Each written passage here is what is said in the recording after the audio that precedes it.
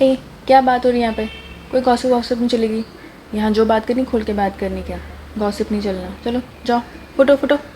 Hey friends, welcome back to my channel mom and dad's world. मैं हूँ कामना। आप सोच रहे होंगे यहाँ पे गॉसिप किस चीज़ की हो रही है। सो फ्रेंड्स, आज का जो मेरा टॉपिक है उसको लेके इंडिया में गॉसिप ही होती है, क्योंकि कोई खुल के बात करने को तैयार ही नहीं है।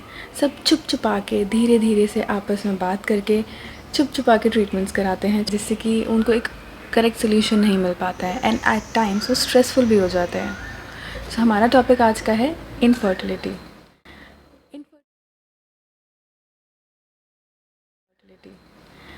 इनफर्टिलिटी इंडिया में आज भी बहुत जगहों पे एक सोशल टैबू माना जाता है।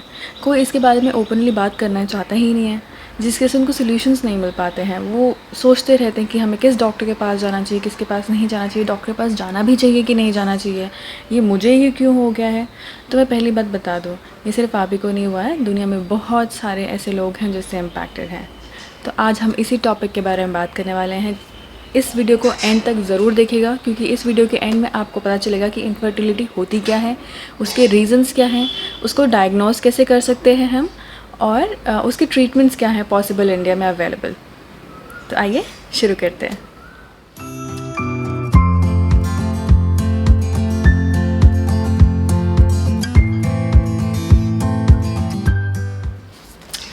सो फ्रेंड्स, सबसे पहली चीज़ मैं डिस्कस करना चाहूँगी, इनफर्टिलिटी होता क्या है।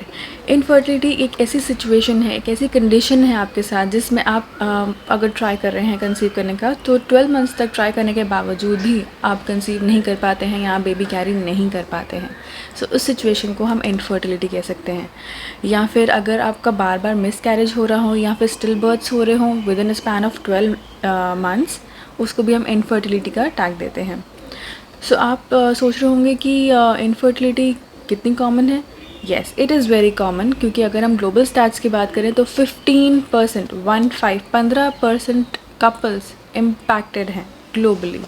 एंड अगर हम बात करें नंबर्स की, तो यानी कि हर 6 में से एक कपल इससे इम्पैक्ट हुआ है। तो आप सोच ही सकते हैं कि कितना आजकल प्रॉब्लम बढ़ चुका है। तो अगर प्रॉब्लम है तो उसके सोल्यूशंस भी मार्केट में अवेलेबल हैं।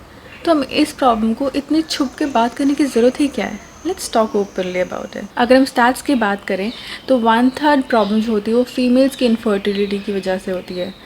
सेकेंड थर्ड प्रॉब्लम मेल की इनफर्टिलिटी की वजह से होती है, and the remaining third is because of both of the couples. So आप देख सकते हैं, इसमें सिर्फ यही नहीं है कि फीमेल ही मेजर कॉन्ट्रीब्यूटर है या मेल ही मेजर कॉन्ट्रीब्यूटर है, ये दोनों की वजह से पॉसिबल है। एंड दोनों की वजह से पॉसिबल होने के कारण दोनों के ट्रीटमेंट्स, डायग्नोसिस सब अवेलेबल हैं आजकल। तो सबसे पहले हम बात करेंगे कॉजेज़ इन मेन, यानी कि ऐसा क्या होता है कि मेन में ये इनफर्टिलिटी हो जाती है। सबसे पहले पॉइंट होता है hormonal disorders. Yes, hormonal disorders main में भी होते हैं।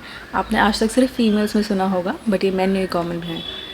सेकेंड होता है problem abnormal production of sperms, यानी कि उनके जो स्पर्म्स हैं वो जिस तरह से, जिस क्वालिटी के, जिस शेप में होने चाहिए वो वैसे प्रोड्यूस नहीं हुए हैं, बहुत एबनॉर्मल हुए हैं। थर्ड होता है जेनेटिक कंडीशन, यानी कि आपके जेनेटिक प्रॉब्लम है जिसकी वजह से ये इशू आ रहा है, but that is also curable. Next हम बात करते हैं कॉजेज़ इन वीमेन। अब फीमेल्स में ऐसा क्या होता है कि ये इनफर्टिलिटी हो जाए। तो सबसे पहला प्रॉब्लम होता है ओव्यूलेशन डिसऑर्डर, यानी कि आप ढंग से ओव्यूलेट नहीं कर पा रहे हैं या लेट ओव्यूलेट हो रहे हैं, या फिर ओव्यूलेशन का साइकिल बार बार चेंज हो जाता है, पीरियड्स टाइम से नहीं आ पाते हैं। तो ये एक बहुत मेजर कारण होता है। सेकेंड इज़ आपका यूट्रस में एबनॉर्मलिटीज़ है, यानी कि आपका जो गर्भाशय है जहाँ पे बच्चा होता है, जिसको बच्चादानी भी कहते हैं, उसमें कोई प्रॉब्लम है, या तो उसमें बेबी स्टिक नहीं कर पा रहा है या फिर उसकी लाइनिंग ख़राब है, सम प्रॉब्लम इन यूट्रस, तो एक वो इशू हो सकता है। थर्ड आपकी फेलोपियन ट्यूब, हो सकता है कि फेलोपियन ट्यूब यानी कि वो ट्यूब जहाँ से आपके एग्स निकल करके आपके गर्भाशय की तरफ आते हैं, उनमें कोई प्रॉब्लम है। कभी वहाँ पे ब्लॉकेज हो सकती है, कभी वहाँ पे कुछ ऐसे टीदिंग इश्यूज़ होते हैं जिसकी वजह से ढंग से एग्स ट्रैवल नहीं कर पाते हैं, फिर कभी स्पर्म्स वहाँ तक ट्रैवल नहीं कर पाते हैं। तो किसी कारणवश उस ट्यूब में कोई ब्लॉकेज है जिसकी वजह से आप कंसीव नहीं कर पा रहे हैं। And last but not the least is endometriosis. ये तो हमने कारण समझ लिए हैं कि क्या होते हैं मेन एंड फीमेल में। अब ये जानना बहुत ज़रूरी है कि इसको डायग्नोस कैसे किया जा सकता है। So because male and female के रीज़न्स अलग थे, तो ऑब्वियसली उनके डायग्नोस होने के तरीके भी बिल्कुल अलग हैं। सबसे पहले हम बात करते हैं मेल के डायग्नोसिस की, कि हम मेन में कैसे जान सकते हैं कि इनफर्टिलिटी हो रही है प्रॉब्लम। सबसे पहला होता है मेडिकल हिस्ट्री। जब आप डॉक्टर के पास जाएंगे, सबसे पहले वो आपकी मेडिकल हिस्ट्री जानना चाहेंगे कि आपके क्या बैकग्राउंड है कंप्लीट, आपको कोई बीमारी पास्ट में रही है कि नहीं रही है, कोई बीपी, शुगर, डायबिटीज़, थायराइड कोई प्रॉब्लम है कि नहीं है। इन टाइप के इनके काफ़ी क्वेश्चंस होंगे, वो फैमिली हिस्ट्री भी जानेंगे आपकी, and then they can come to a conclusion, जिससे वो आगे फर्दर आपको टेस्ट या एग्जामिनेशंस रेकमेंड करेंगे, जिसकी बेसिस पे पता चल पाएगा। मेडिकल एग्जामिनेशन के बाद होता है फिज़िकल एग्जामिनेशन। अब फिज़िकल एग्जामिनेशन में बहुत सारे टेस्ट हो सकते हैं फॉर मेन। सबसे पहले टेस्ट होता है सीमेन एनालिसिस। इसमें प्रॉपर एनालिसिस किया जाता है कि आपके सीमेन की क्वालिटी कैसी है, वो मोटाइल है कि नहीं, वो कितने टाइम तक ज़िंदा रह सकते हैं इन द बॉडी। इन सब के बारे में एनालिसिस किया जाता है, उनका काउंट कितना है वो जाना जाता है, कितनी अच्छी क्वालिटी के हैं वो जाना जाता है। ये प्रॉपर एक डिटेल्ड एनालिसिस होता है, जिससे पता चल पाता है कि मेन कितने फर्टाइल हैं। नेक्स्ट आता है हार्मोनल टेस्ट। हार्मोनल टेस्ट एक ब्लड टेस्ट होता है, एक सैंपल लिया जाता है, जिसके बेसिस पे वो चेक करते हैं कि आपके ब्लड में कोई प्रॉब्लम तो नहीं है जिसकी वजह से इनफर्टिलिटी हो रही हो। तो उसके भी करेक्ट होने के बहुत सारे तरीके होते हैं मेडिसिन वगैरह के through. That's a different thing all together. But ये हार्मोनल टेस्ट बहुत इंपॉर्टेंट होता है, जैसे मैंने बताया था, क्योंकि एक कारण हार्मोन इम्बैलेंस भी होता है। Third point is ultrasound and Doppler test. Ultrasound और डॉपलर के थ्रू काफ़ी हद तक डॉक्टर्स एग्जामिन कर पाते हैं कि कोई इशू है कि नहीं, कहीं ब्लॉकेज तो नहीं है, कोई कुछ एबनॉर्मलिटीज़ है जो अल्ट्रासाउंड में दिख जाती हैं। That is another test that can be done. And then lastly होता है जेनेटिक टेस्टिंग या फिर बायोप्सी। ये थोड़ा पेनफुल होता है, बट ये मैं कहूँगी कि एक तरह से लास्ट टेस्टिंग होती है, जब हमें बाकी किसी भी टेस्ट में कोई भी रिजल्ट ना मिले, या फिर हमें इस टेस्ट की ज़रूरत पड़े और डिटेल में एनालिसिस करने के लिए कि ये हुआ क्यों है, लाइक अ रूट कॉज, वो जानने के लिए तब ये किया जाता है। That's very rare in a situation. Otherwise generally Doppler तक आते, यानी कि 3 पॉइंट्स तक आते आते कॉज पता चल जाता है और उसके अकॉर्डिंगली ट्रीटमेंट कर दिया जाता है। नेक्स्ट हम बात करेंगे कि फीमेल्स में कैसे हमें पता चलेगा कि उनको इनफर्टिलिटी का प्रॉब्लम है या नहीं। सबसे पहले जैसे मेडिकल हिस्ट्री मैंने आपको मेल्स के लिए बताई थी, same goes for females as well. वो पूरी हिस्ट्री जानेंगे आपकी, फैमिली भी एंड मेडिकल भी, चेक करने के लिए कि कोई आपको करंट डिजीज़ है जिसकी वजह से आपको हार्मोनल इम्बैलेंस या फिर आपकी बॉडी में कुछ रुकावट आ रही हो जिसकी वजह से आप कंसीव नहीं कर पा रहे हैं। फीमेल्स में जो फिज़िकल एग्जामिनेशन किया जाता है, सबसे पहले वो है आपका ओवरीज़ का टेस्ट करना कि आपके ओवरीज रिजर्व्स कितनी बची हैं। ओवरीज रिजर्व्स इसलिए इम्पॉर्टेंट होती हैं क्योंकि जनरली आपके एग्स बॉडी में होने बहुत ज़रूरी हैं अगर आप कंसीव करना चाहते हैं तो। एंड आजकल का एनवायरनमेंट ऐसा हो गया है जिसकी वजह से फीमेल का ओवरी रिजर्व्स बहुत डिक्लाइन हो गया है। एंड डॉक्टर्स ये भी बताते हैं कि 30s में आते आते जनरली फीमेल्स की ओवरीज इतनी डिक्लाइन हो जाती हैं कि ऐसा लगता है कि वो अपने मेनोपॉज की तरफ जा रही हैं। ये एक बहुत बड़ा रीज़न है। तभी सबसे पहले टेस्ट किया जाता है ओवेरियन रिजर्व का। सेकेंड जो टेस्ट किया जाता है वो होता है एक अल्ट्रासाउंड।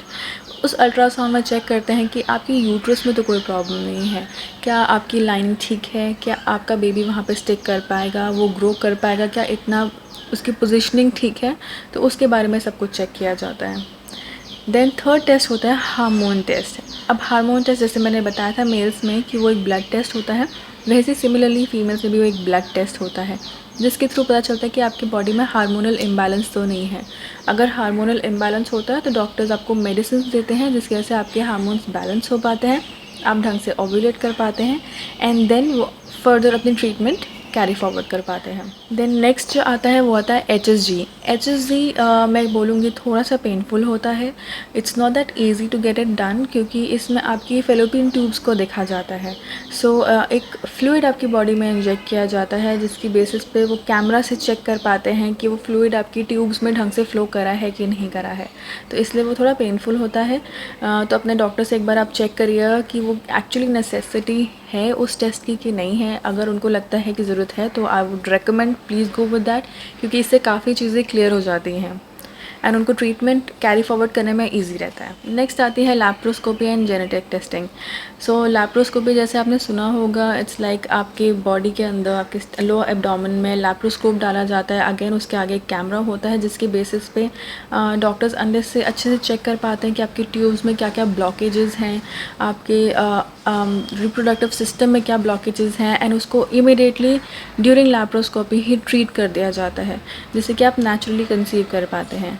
सो एक बहुत कॉमन मेथड है लैप्रोस्कोपी यूज़ करने का, बिकॉज़ ये कहा भी जाता है कि लैप्रोस्कोपी के बाद काफ़ी फीमेल्स नेचुरली कंसीव कर लेती हैं। But again it completely depends on you and your doctor कि आपकी बॉडी कैसी है, आपका एग्जामिनेशन कैसा हुआ है, एंड कौन सा ट्रीटमेंट उनको लगता है सही है। सो गाइज़, ये तो हमने बात करी कि कौन कौन से तरीके होते हैं डायग्नोस करने के। अब जान लेते हैं कि ट्रीटमेंट के क्या तरीके होते हैं। तो सबसे पहला ट्रीटमेंट तरीका होता है मेडिसिन के थ्रू। अगर आपके एग्ज़ामिनेशन के बाद डॉक्टर को पता चल रहा है कि ज़्यादा कोई प्रॉब्लम नहीं है, बहुत लिमिटेड इश्यूज़ हैं जिसकी बेसिस पे अगर वो मेडिसिन देंगे तो या तो आपकी फर्टिलिटी बूस्ट हो जाएगी या फिर हार्मोनल प्रॉब्लम जो है वो रिड्यूस हो जाएंगे, बैलेंस हो जाएंगे, तो आपको सिर्फ मेडिसिन और हेल्दी डाइट और हेल्दी लाइफस्टाइल रिकमेंड करेंगे। आपका प्रॉब्लम वहाँ पे सॉल्व हो जाएगा और आप नेचुरली कंसीव कर पाएंगे। इसको कहते हैं सेमी इनफर्टिलिटी। बेसिकली हल्की सी आपको मेडिकल असिस्टेंस की ज़रूरत पड़ी है, otherwise your body is fit and fine to carry a baby. Then next आता है आपका सर्जरीज। सो अगर एग्जामिनेशन में पता चलता है कि medicine is not the only solution for you, आपको और फर्दर ट्रीटमेंट की ज़रूरत है जिसके बेसिस पे ही आप बेबी कैरी कर पाएंगे, तो उस केस में डॉक्टर्स आपको सर्जरीज रिकमेंड करते हैं। और वो सर्जरीज बहुत टाइप की हो सकती है basis what is the actual cause of infertility in you. So वो आपको डॉक्टर ढंग से प्रिस्क्राइब कर पाएंगे। सो ये तो हमने बात करी मेडिसिन एंड सर्जरीज़ की। आजकल एक और तरीका भी आता है जिसको हम कहते हैं आर्ट असिस्टेड रिप्रोडक्टरी टेक्निक, यानी कि ऐसे बहुत सारे मेथड्स को कंबाइन किया जाता है ताकि आपका रिज़ल्ट अच्छा रहे और आप एक बेबी सुंदर सा कैरी कर सकें। तो इन सारे टेक्निक्स को कंबाइन करके जो दो टेक्निक्स आती हैं वो होती हैं एक IUI और एक होती है IVF। अब हम जानते हैं कि IUI होता क्या है। IUI यानी कि इंट्रा यूट्राइन इंसेमिनेशन, जैसे कि आपका नाम बता ही रहा है, इसमें हम आपकी यूट्राइन यानी कि आपकी यूट्रस में इंसेमिनेट करते हैं सीमेंस को। सो ये कैसे किया जाता है? सबसे पहले सीमेन सैंपल लिया जाता है आपके मेल पार्टनर से, उसको अच्छे से वॉश करके उसकी गुड क्वालिटी सीमेंस की ली जाती है ताकि वो फीमेल बॉडी में इंजेक्ट की जा सके। अब इंजेक्ट क्यों की जाती हैं? वो डायरेक्टली फीमेल बॉडी में यूट्रस में डाल दी जाती हैं। सो इससे बेनिफिट ये होता है कि आपकी जो सीमेंस है उनको ट्रैवल नहीं करना पड़ता गर्भाशय की तरफ ताकि वो एक बेबी कैरी कर सके। उनको डायरेक्टली वहाँ पे छोड़ दिया जाता है एंड देन नेचुरल एनवायरनमेंट में छोड़ दिया जाता है ताकि वो फर्टिलाइज हो सके। अब यहाँ पे IUI में सिर्फ एक ही चीज़ है जिसका हमें ध्यान रखना है, वो है कि ये नेचुरल तरीका ही है ऑलमोस्ट फर्टिलाइज होने का। बस एक ही चीज़ की गई है कि इंस्टेड ऑफ सारे सीमेंस अंदर जाएं, सिर्फ गुड क्वालिटी के सीमेंस को अंदर डाला जा रहा है एंड दैट उनका ट्रैवल टाइम कर दिया गया है। बाकी अंदर जाके वो ऑटोमेटिकली अपने नेचुरल तरीके से ही फर्टिलाइज हो रहे हैं। सो कई लोग कहते हैं कि ये भी एक आर्टिफिशियल मेथड है, बट ये मोर लेस कुछ हद तक नेचुरल प्रोसेस है। नेक्स्ट हम बात करते हैं IVF की। IVF is the most talked about techniques. So IVF होता क्या है? इन वर्ट्रो फर्टिलाइजेशन। इन वर्ट्रो फर्टिलाइजेशन यानी कि IVF में सब कुछ आर्टिफिशियली किया जाता है। सो इसमें बेसिकली होता क्या है? IVF एक बहुत ह्यूज टॉपिक है, मैं आपको बहुत शॉर्ट में बताऊंगी। तो इसके अंदर एक फ़ीमेल के अंदर मेडिसिन एंड इंजेक्शंस के थ्रू उनको ओव्यूलेट कराया जाता है जिससे कि उनकी एग्स की क्वालिटी एंड क्वांटिटी दोनों बढ़ जाती हैं। बिकॉज़ वो इंड्यूस कराई जाती हैं इसलिए उनकी क्वांटिटी भी हाई हो जाती है। ये इसलिए किया जाता है ताकि जब वो एग्स रिट्रीव किए जाएँ यानी कि उनकी बॉडी से वो निकाले जाएँ तो उनके पास काफ़ी अच्छे सैम्पल्स अवेलेबल हों जिसके बेसिस पे वो ट्राई कर सकते हैं फर्टिलाइजेशन होना। देन जो सेकंड चीज़ की जाती है वो होता है सीमन कलेक्शन करना। जैसे कि IUI में किया जाता है वैसे ही सीमन सैंपल कलेक्ट किया जाता है एंड उसको फिर वॉश करके स्टोर कर दिया जाता है। जब एग्स रिट्रीव हो जाते हैं और सीमन सैंपल कलेक्ट हो जाता है देन इनको टेस्ट ट्यूब में यानी कि एक लेबॉरेटरी में उनको फर्टिलाइज करने के लिए छोड़ दिया जाता है। So that's again somewhat a natural method but in a test tube in a laboratory, जहाँ पे उसको ऐसे ही ओवरीज के साथ स्पर्म्स को रख दिया जाता है ताकि वो नेचुरली फर्टिलाइज हो सके। अब इसमें ये चैलेंज हो सकता है कई बार कि वो डॉक्टर्स ये एग्जामिन कर पा रहे हैं, देख पा रहे हैं कि वो आपस में नेचुरली फर्टिलाइज नहीं हो रहे हैं एग्स दोनों के। सो इस केस में ICSI यानी कि ICSI इंट्रोड्यूस किया जाता है, यानी कि ज़बरदस्ती स्पर्म्स को एग्स में इंजेक्ट किया जाता है। वो आर्टिफिशियल मेथड हो गया फर्टिलाइज़ करने का एग्स को। एंड ये तब होता है जब डॉक्टर्स को लगता है 3 डेज़ तक रिजर्व करने के बाद भी वो फर्टिलाइज़ नहीं हो रहे हैं, तो they don't want your eggs to get wasted, तो इसलिए वो फिर ICSI करते हैं। ICSI से एक शॉर्ट एम्ब्रियो आपके पास रेडी हो जाता है, यानी कि एक छोटा सा tiny cell baby is ready. So जब वो एम्ब्रियो रेडी हो जाता है तब वो मदर की बॉडी में डाल दिया जाता है ताकि मदर उसको कैरी कर सकें, and then you can have a cute little baby. So guys, आज का मेरा टॉपिक इतना ही था, जिससे मैंने आपको बताया कि इनफर्टिलिटी क्या होती है, उनके कॉजेज़ क्या होते हैं, उनके डायग्नोसिस क्या होते हैं एंड पॉसिबल ट्रीटमेंट क्या अवेलेबल हैं।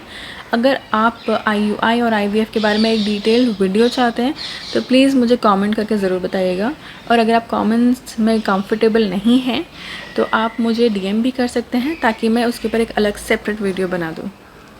Okay guys, thank you so much for watching my video. अगर पसंद आए तो प्लीज़ लाइक कीजिएगा, and please subscribe to my channel अगर आपने अभी तक सब्सक्राइब नहीं किया है, और साथ में एक बेल आइकन है उसको भी ज़रूर दबाइएगा। Thank you for watching my video. चाओ।